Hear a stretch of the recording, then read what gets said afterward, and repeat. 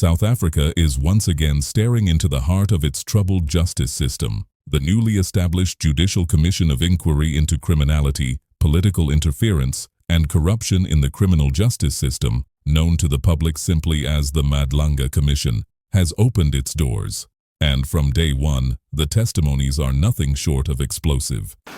Did the minister have the power to disband the PKTT? If he did, where did the power derive from? Commissioner, when I started earlier, I had outlined, invited the commissioners to read the sections of the Constitution of the Republic on the role of the minister or the member of cabinet, which is the Minister of Police. I remember the main thing you stated was that the minister creates or stipulates the policy. That's the main thing I heard. So that's why I'm now asking the question, because yes, I don't think disbanding the PKTT would be something relating to policy. No, definitely, that is the only authority that the Minister of Police has in terms of policy and direction, but not on operational matters. That's what, it's another implication of the letter as it was signed by the Minister talking to the operational works of the police. I may be going ahead of where you and Advocate Sello SC are, but I'm interested to know why there would then have been compliance with the instruction to disband. At the center of this storm is KwaZulu-Natal Police Commissioner, Lieutenant General Nhlanhla Mkhwanazi. On the very first day of public hearings, I joined the service in 1993, June, when I underwent training at the Police College in Pretoria. And from there, I was deployed to go and work in Potchefstroom. At the time, the unit was called Internal Stability Unit. In 1993, when December after my training, which the name then later changed into Public Order Policing Unit. And from Public Order Police Unit, Potchefstroom, I moved to Durban, Public Order Policing Unit. That is when I joined the Special Task Force from Durban. I attended a training in the Special Task Force in 1998, and from there I worked at the unit, the Special Task Force Durban, until 2001. In 2001 I moved to Pretoria, where I assumed command of the Pretoria unit, Special Task Force. And from there, I became the deputy head of the task force, and subsequent to that, promoted to the overall commander of the Special Task Force in 2005. And from there, I moved to become a head of specialized operations that includes the Air Wing, the Special Task Force, the NIU, TRT, and other units that are tactical in the South African Police Service. And from there, I became the acting National Commissioner. From the position of acting National Commissioner, which was a couple of months, just less than a year, I spent the whole year after that enjoying time sitting at home without a post. And subsequent to that, I was then deployed to be the head of facility management in the South African Police Service. And from there, I became the head of the training section of the police, which is a division that is referred to as Human Resource Development.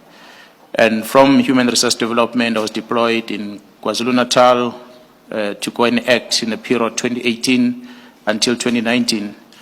And from there, I moved back to the head office under the Division Operational Response Service, where I worked until 2021. That is when, in April, I assumed my responsibility of being the Provincial Commissioner of KwaZulu-Natal. So that is the position I'm currently occupying.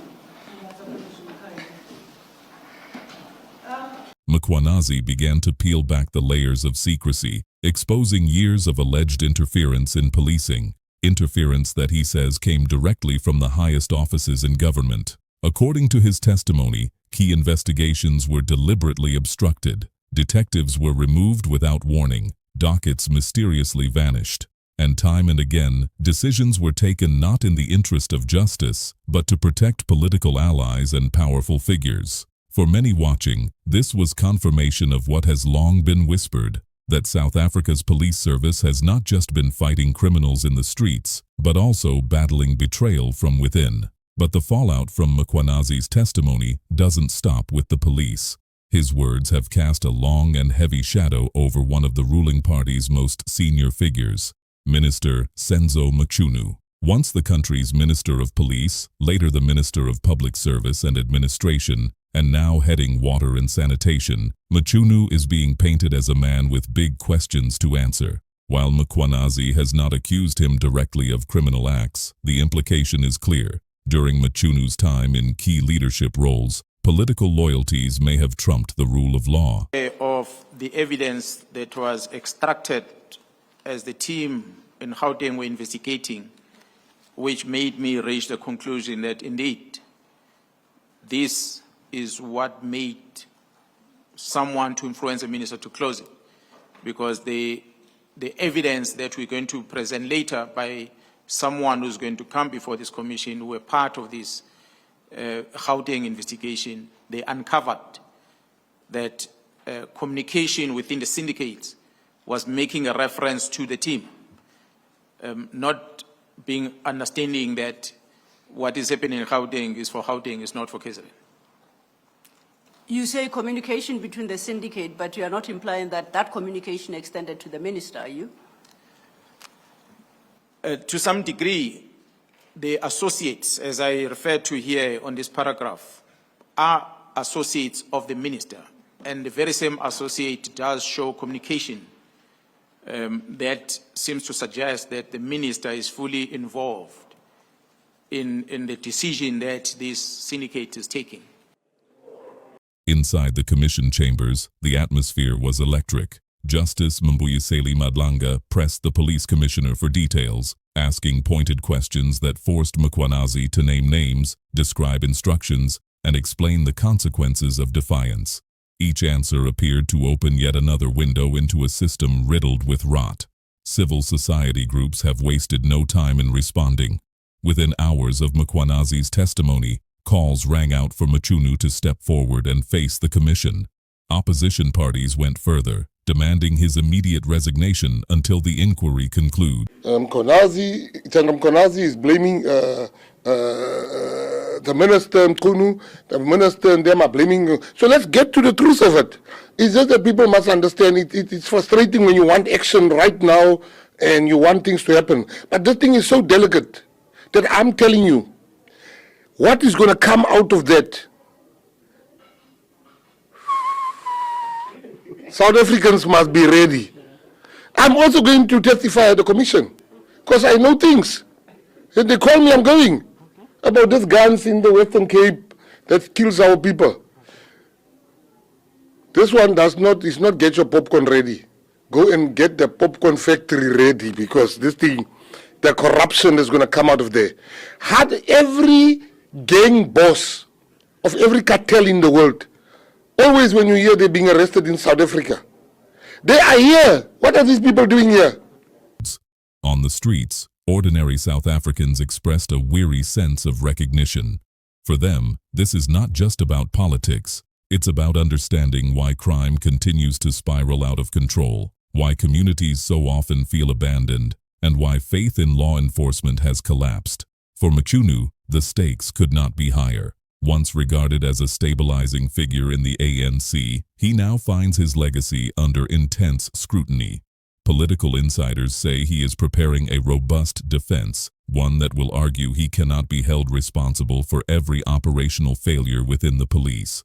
But whether that explanation satisfies the public or the commission remains to be seen. What is beyond doubt is that the Madlanga Commission has opened with force, pulling no punches and setting the stage for weeks of revelations that could reshape South Africa's political landscape. If Mkhwanazi's testimony is just the beginning, then what lies ahead promises to be even more dramatic. The Commission's work will continue, and the nation will be watching. For some, this is the long-awaited reckoning with a culture of impunity. For others, it is a test of whether South Africa's democracy can still hold its leaders to account. One thing is certain, the truth is coming out, and it may yet decide the future not only of Senzo Mchunu, but of the entire justice system itself. Please share your thoughts under the comment section and let us know what do you think of this story. And that's it from our side. If you want more content like this, please make sure you subscribe and like the video. Thank you for watching.